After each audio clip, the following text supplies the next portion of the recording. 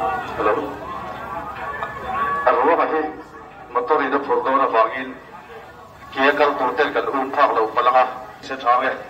thanua lam kal turte kia thanua lam lo han pan mai ni se thange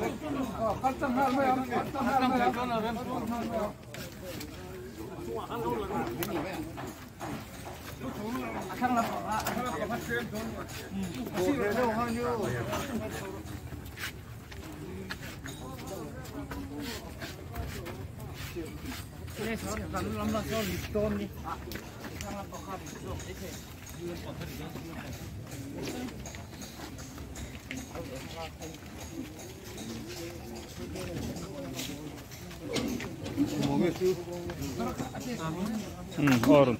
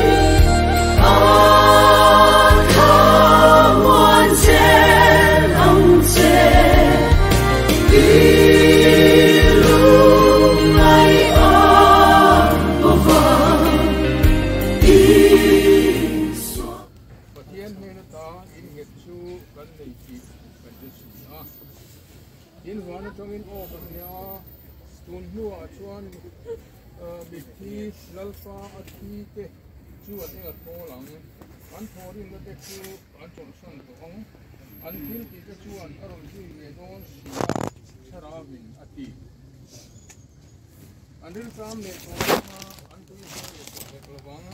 ni na em hek lubang a lum reng point a ti fe om hek lubang